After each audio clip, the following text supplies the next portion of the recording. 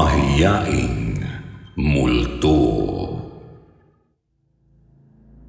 Hello po sa mga kapareho kong avid listeners ng Sitio Bangungot. Magandang araw po sa inyo, lalong-lalo na sa Sitio Bangungot team na nasa likod ng very successful ninyong horror channel. Araw-araw po akong nakaabang at nakikinig sa inyong channel. The best po kasi ang channel nyo kaya na-addict na rin akong makinig sa mga kwento dito.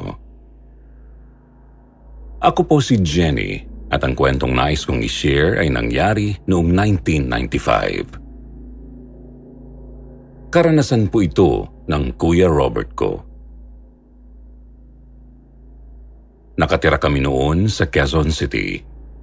Nasa first year college pa ako noon at si Kuya Robert naman na panganay sa aming magkakapatid ay nagtatrabaho sa isang bangko sa Cubao. Hindi ko na po babanggitin ang pangalan ng bangko. Middle income lang ang pamilya namin at dalawa na lang kaming nag-aaral. Nasa high school naman ang bunso naming kapatid. Masasabi kong pinalaki kaming may good moral values ng aming mga magulang. Si Kuya Robert po ay may girlfriend na katrabaho din niya sa bangko. Tawagin na lang natin siyang Nicole. Almost 1 year na silang mag-steady ng kuya ko. Sabi ni Kuya, first boyfriend daw siya nito. Si Nicole ay yung tipong palabihis at mahilig sa makeup at palaayos sa sarili. Kung tutuusin, para silang day and night kung tawagin dahil simple lang ang style ni Kuya.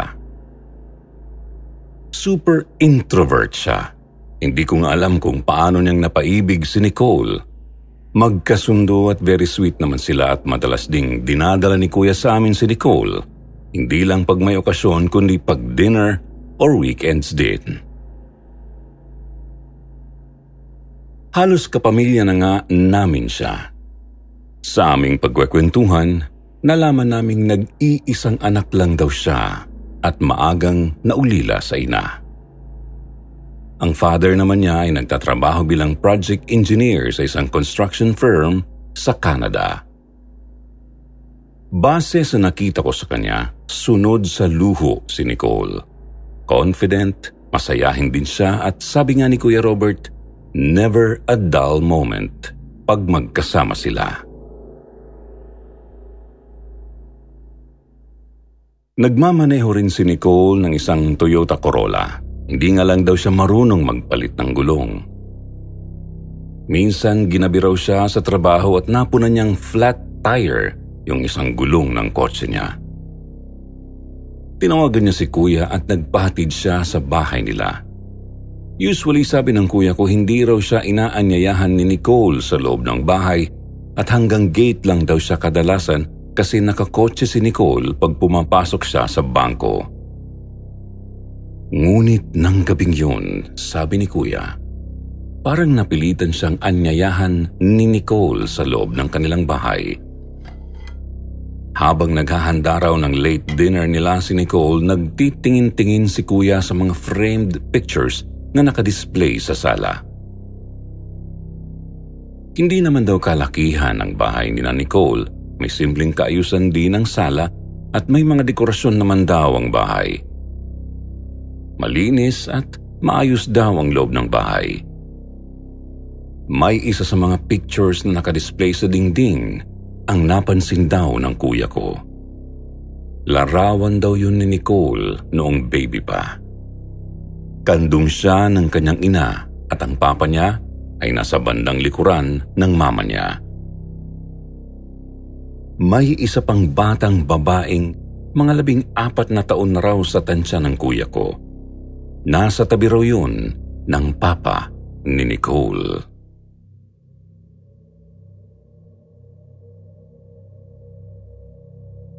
Habang nakatayo raw siya sa sala, naramdaman niyang may nagmamasid sa kanya.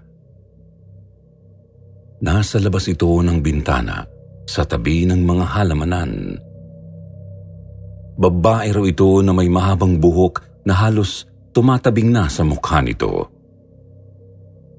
Naudlot daw ang pagkilates ni Kuya sa babae nang tawagin siya ni Nicole para kumain na ng dinner. Muling tiningnan ni Kuya ang babae pero wala na raw ito.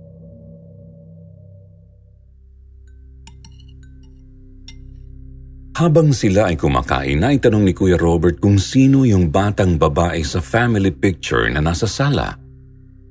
Natigilan daw si Nicole at sinabi nitong pinsan daw niya yun na nagbabakasyon lang noon sa kanila. Pagkatapos daw na sumagot ni Nicole sa kanya, kaagad daw iniba nito ang kanilang topic. Kaya hindi na raw binanggit ni Kuya ang nakita niyang babae sa labas ng bintana. Baka raw kasi akalain ni Nicole na tinatakot lang siya ng kuya ko. Isang araw, hindi raw nakapasok si Nicole dahil nilagnat, kaya binisita siya ng kuya ko sa bahay nila. Nagbilin pa raw siyang dalahan ni kuya ng mga pink roses na nakalagay sa flower vase. Nadatnan ni Kuya si Nicole na nakahiga sa sofa. Naupo raw agad si Kuya sa tabi ni Nicole. Habang nag-uusap daw sila, nakita na naman niya ang babaeng may mahabang buhok na nakatayo sa kusina. Nasa bandang ulunan daw ito ni Nicole kaya si Kuya lang ang nakakita sa babae. Nakatingin daw ang babae sa Kuya ko. Sa tansya raw ni Kuya, mga 25 feet ang layo ng babae sa sofa na kinauupuan nila ni Nicole. Napagmasdan daw niyang mabuti ang mukha ng babae. Ang kaliwang mata raw nito ay kulay puti lang na parang bulag at ang kalahati ng mukha ay halos natutuklap na ang balat. Ang leeg at mga braso raw nito ay parang natutunaw dahil nakalaylay ang balat nito. Kahit na may mahaba itong buhok, manipis at halos nakakalbo na ang ibang parte ng ulo nito. Nakadaster na pambahay lang daw ang babae. Tatanungin sana ni Kuya si Nicole kung sino yung nakita niya sa kusina pero kaagad naman daw nawala ang babae. Kinilabutan na raw si Kuya ng mga sandaling yun. Lihim siyang natakot at hindi niya lubos maisip kung siya ba ay namamalikmata lang o totoo ang kanyang nasaksihan. Matapos daw niyang painumin ng gamot si Nicole ay nagpaalam na siya. Hindi pa rin maalis sa isip niya ang kanyang nasaksihan sa bahay ng girlfriend niya.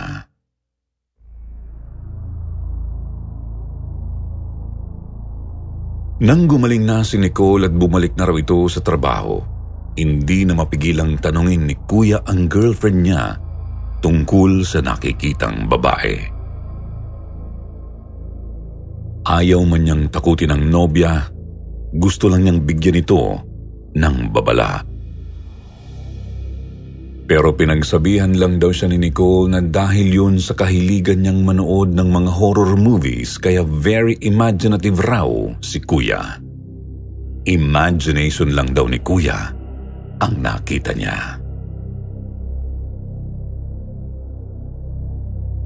Pero ang sabi ng kuya ko, ilang beses pang nagpakita sa kanya ang babaeng yun.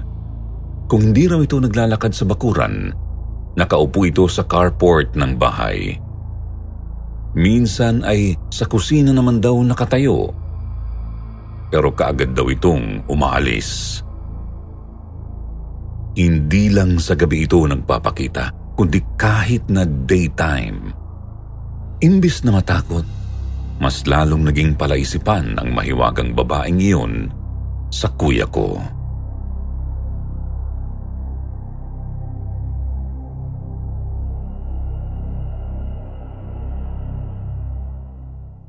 Multo nga ba ito o imagination lamang? Ito raw ang madalas itanong ni Kuya sa sarili niya. Wala naman siyang third eye o psychic powers, kaya kung ano man daw ito, nagsimula na siyang mabagabag. Kaya kusa na siyang gumawa ng paraan at nagmasid sa labas ng bahay ni Nicole. Parang stalker siyang nagmatyag. Ipinarada niya sa kabilang kanto ang kotse at pasikretong nagmanman. Sa matyaga raw niyang paghihintay, lumabas din ang mahiwagang babae mula sa likod bahay at nagmamadali itong dumaan sa hardin pagkatapos ay muling pumasok sa bahay. Gulat na gulat daw siya nang makitang dumaan sa pintuan ng babae at hindi tumagos. Kaya buo ang paniniwala ng kuya ko na hindi yun multo. Pero nadagdagan ang tanong niya sa isip. Kung kaano-ano raw ng nobya niya ang babaeng yun. Naghintay pa raw ng tamang pagkakataon si Kuya Robert at sa kanilang first year anniversary bilang magkasintahan, inaya niya si Nicole na mag-dinner date sa isang mamahalin at sikat na steakhouse sa Makati. Sinundo raw ni Kuya ang nobya niya sa bahay nito at nang matapos ang dinner ay nanood naman sila ng sine. Malalim na ang gabi nang magpasya silang umuwi. Inihatid niya si Nicole sa bahay nito at inanyayahan pa siyang magkape. Habang sila ay nag-uusap sa sala, napatayo raw ang kuya ko dahil nakita niya sa kusina ang mahiwagang babae na inakala niyang multo ng oras na yun. Mabilis daw ang mga pangyayari. Nilapitan niya ang babae na akmang papasok na sana sa kwartong nasa tabi lang ng kusina. Hinawakan daw niya ito sa balikat at kinausap. Nagmamadali naman daw na sumunod si Nicole sa kanya at kinausap din ang babae. Sinabihan daw ito ni Nicole na pumasok na sa kwarto. Doon na raw tinanong ng kuya ko si Nicole kung sino ang babaeng yun at ano ang nangyari sa kanya. Nung una ay parang ayaw pa raw magkwento ni Nicole sa kanya pero napilitan na ring sabihin ang lahat. Mahigit 2 taon pa lang daw siya noon nang maulila sa ina. Namatay ang mama niya sa car accident. Ang babaeng kasama niya sa bahay ay ang kanyang Ate Del. Anak siya sa pagkadalaga ng kanilang ina, kaya malaki ang kanilang age gap na halos 14 years. Nang mamatay raw ang kanilang ina, si Ate Del na niya ang tumayo niyang ina. Dahil bata pa raw nang maulila si Ate Del, wala itong sapat na karanasan sa pagluluto. Minsan daw nang nasa trabaho ang papa nila, nagluluto ng fried chicken ang Ate Del niya. Nalingat lang daw ito ng kaunti.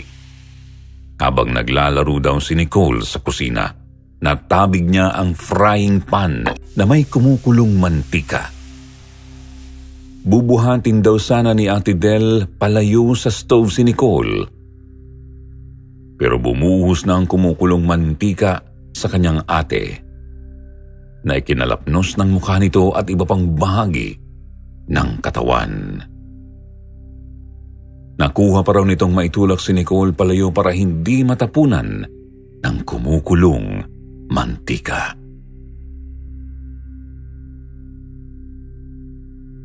Halos mawalan daw noon ng malay ang kanyang Ate Del dahil sa sakit ng mga sugat. Pero pinilit nitong gumapang para humingi ng saklolo sa kapitbahay. Ang isinisigaw pa raw nito sa mga kapitbahay ay bantayan ang kapatid niya na si Nicole.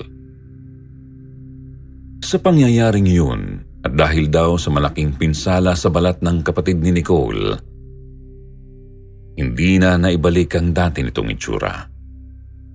Naging dahilan daw yun ng pagkabulag ng kaliwa nitong mata. Matapos daw ang masakit na insidenteng yun, ikinahiya na ni Del ang kanyang sarili at hindi na siya nagpatuloy ng pag-aaral.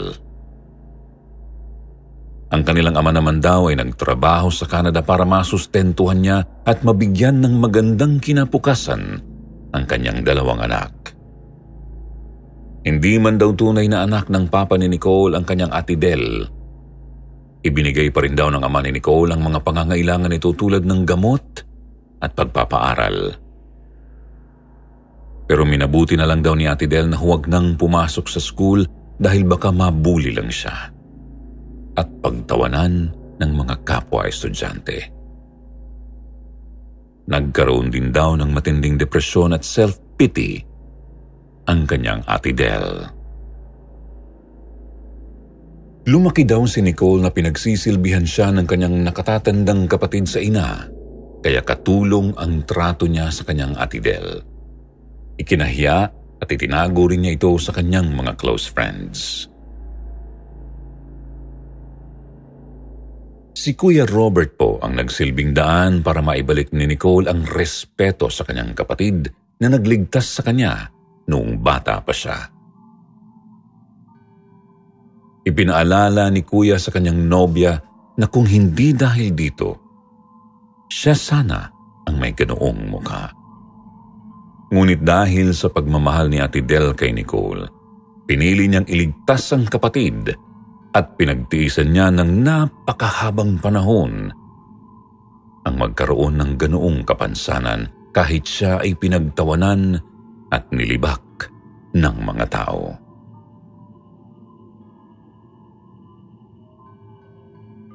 Sinabihan ni Kuya ang nobya niya na hindi pa huli ang lahat. May panahon pa para magbago si Nicole at ipakita niya sa kanyang ate ang kanyang pasasalamat sa mga kabutihang ibinigay nito sa kanya. Sapat na ang mga pagmumulat ni Kuya sa kanya para mabuksan ang isipan ni Nicole. Humingi siya ng kapatawaran sa kanyang ate at agad naman itong ibinigay sa kanya. Nagkatuluyan din po sina Kuya Robert at Nicole. May dalawa na silang anak na parehong inalagaan ni Ate Del. Sa kanyang pagtanda, naging masakitin na siya. 3 taon na po siyang namamayapa. Sadyang masalimuot ang buhay. Sino magsasabing ang pagpapakita pala ng inakalang mahiyaing multo kay Kuya Robert ang siya palang magiging dahilan para maiayos ang nasirang relasyon ng magkapatid. Iilan na lang ba ang katulad ni Ate Del sa panahong ito? Bibihira na lang siguro kung meron man na labis magmahal, inalimutan ang sariling kapakanan para lang magbigay ng pagmamahal at pag-aaruga sa iba. Ito po ay matatawag na unconditional love.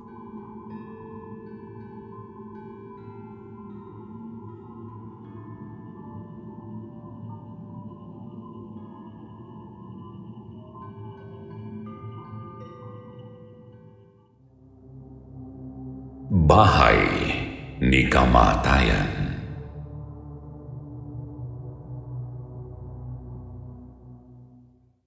Magandang gabi po sa lahat ng nakikinig ng Sityo Bangungot.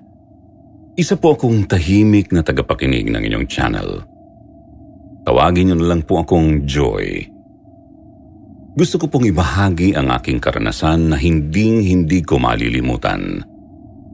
Nangyari po ito sa South Korea taong 2008. Ako po ay nakapag-asawa ng Koreano. Hindi maganda ang relasyon ko sa aking biyenan na babae dahil ayaw niya sa akin. Sa tagal ng pakikisama ko sa kanya, ang hindi ko po talaga matiis ay ang mga hindi magandang salita na ibinabato niya sa mga Pilipino. Ang mga Pilipino daw ay mga dukha. Grabe po siyang makainsulto sa akin dahil isa akong Pinay. Kaya naman dumating ang araw na hindi ko na talaga matiis. Nagpasya akong humiwalay ng bahay ng palihim. Balak ko kapag nakakuha ng bahay gagawin ko itong pahingahan kapag masama ang aking loob. Ang asawa ko naman ay walang magawa sa ginagawa ng nanay niya sa akin dahil sunod-sunuran lang siya sa kanyang ina. Kinausap ko ang aking kaibigan na si Ellie. Nagpapatulong akong makahanap ng bahay na pwedeng maupahan. Kinabukasan, nagbalita agad siya na meron ng nakitang bahay. Natuwa ako, kaya pumayag ako agad. Nagbigay agad ako ng paunang bayad. Ipapakita daw niya sa akin ang bahay na nahanap niya. Kinabukasan, ibinigay niya sa akin ang address at umpisahan ko na raw itong linisin. Isa po akong teacher at nagtuturo sa mga batang Korean ng wikang English. Kaya nagmadali akong makauwi para madaanan na ang bahay na sinasabi ni Ellie. Malapit sa kalsada ang bahay at meron itong gate na maliit at luma na. Pinasok ko ang bahay at tiningnan. Okay naman po. Nagustuhan ko ang bahay. Nang makita ko na ito, umalis din ako agad dahil baka maiwan ako ng bus. Sa susunod na araw ko na lang lilinisin.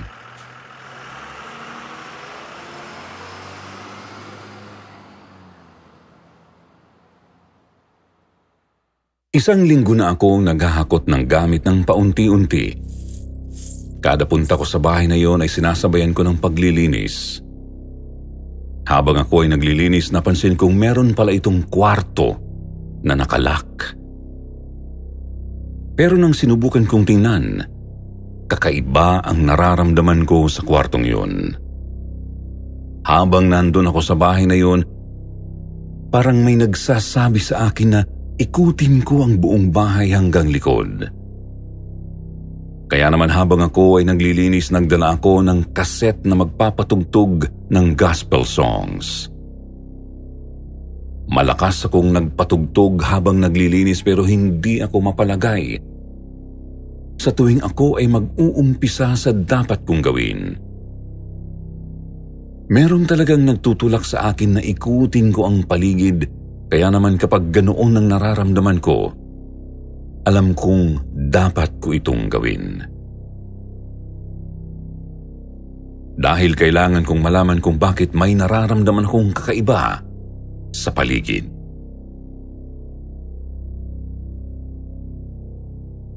Dali-dali akong lumabas at inumpisahang mag-ikot. Sinimulan ko sa bakuran. May nag-iisang puno doon na makapal ng mga dahon. Hindi ko naman masyadong pinansin pa yun. Nang ako ay naglakad bandang likuran ng bahay, may nakita akong makitid na daan. Sinundan ko ito at doon ko napansin ang mga maliliit na silid. Nanayo ang balahibo ko sa batok at braso habang minamasdan ko ang bawat silid. Kinakabahan ako na di ko mawari pero agad kong nasabi na, napakadami niyo rito.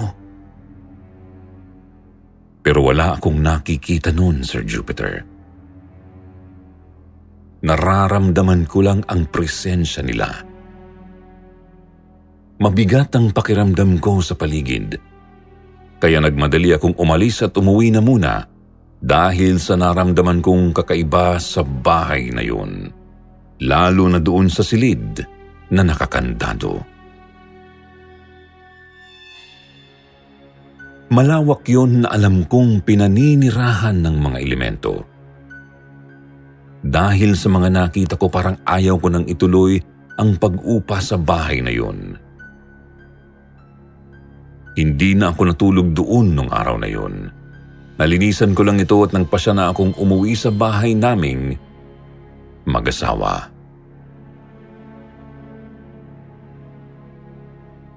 Kinagabihan, habang nag-iisip kung ano pa ang kulang na gamit na kailangan kong dalhin doon, ay nakatulog ako dahil sa pagod. Nanaginip ako. Nasa isang madilim na lugar daw ako na parang may usok. Nagpalinga-linga ako sa paligid. Matapos ang ilang sandali ay may nakita akong isang grupo. Parang batalyon sa dami. Itsurang tao sila kung titingnan sa malayo. Pero habang papalapit sila sa akin ay nakita kong mga kulay itim sila at hindi mabilang sa dami. Pulo-pulutong sila. Ang mga mata nila ay kulay pula at kitang-kita ito sa dilim ng paligid. Nasa gitna nila ang sa tingin ko'y si kamatayan base sa pakiramdam ko sa kanyang aura. Mabilis silang papalapit sa akin. Nang malapit na sila ay agad na nag-utos ang kamatayan na yun sa mga kasamahan niya. Pinahahawakan niya ako. Kaagad naman akong hinawakan ng mga kasama niya. Hindi ako makawala sa pagkakahawak nila. Lumapit ang pinakapinuno nila sa akin. Galit na galit akong sinakal at sinabihan akong kung ayaw ko raw ng gulo, umalis na raw ako sa bahay na uupahan ko. Ang bahay daw kasi na yun ay sa kanila. Doon daw sila tumitira. Matagal na raw sila doon. Pag-aari daw nila ang lugar na yun. Binalaan nila ako na kung gusto ko pang mabuhay ng matagal, umalis na raw ako sa bahay na yon. Napakalakas po nila, Sir Jupiter. Ramdam ko ang lakas nila. Tanging mga batikang manggagamot lang ang makakatapat nila. Nagising akong uhaw na uhaw at pawisan.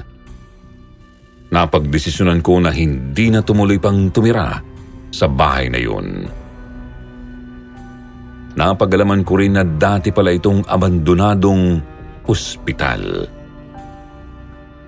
Kaya siguro pinamahayan na ng mga elemento.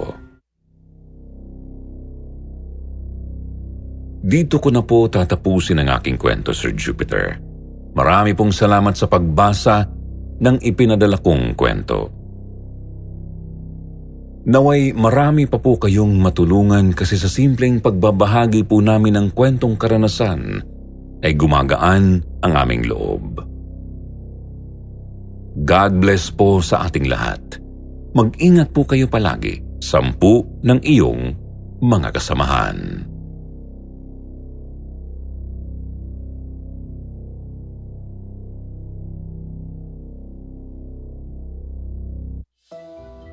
At ngayon naman, eto na ang inyong shoutout portion.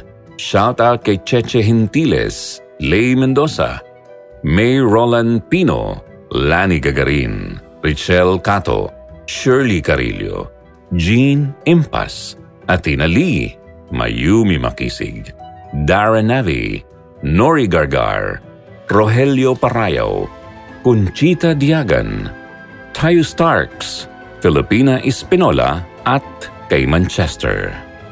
Narito naman ang ilang mga magagandang comment mula kay Dara Navi at Conchita Diagan. Sabi ni Dara, shoutout daw sa kanyang kapatid na si Jeka na palaging nakikinig papasok at pauwi galing trabaho, na nahikayat ko ng makinig sa ating paboritong channel, ang Sityo Bangungot at ang Kwentong Takip Silim. Gayon din daw sa kanyang anak na si Doreen at sa mahal nilang Mama Rena. Maraming salamat po at God bless sa ating lahat mula kay Dara ng Dubai, UAE. Sabi naman ni Conchita Diagan, wow, Sityo Bangungot, the best talaga kayo. Gustong-gusto ko yung mga kwentong pinapakinggan ko gabi-gabi. God bless po sa inyong lahat. Sa mga hindi po nabanggit, sa susunod na lang po ha. At huwag niyo pong kalimutang mag-reply sa ating shoutout box na nasa comment section para ma-shoutout ang inyong mga pangalan. Muli po mula sa bumubuo ng Sityo Bangungot. Ito po ang inyong lingkod, Jupiter. Nagpapasalamat.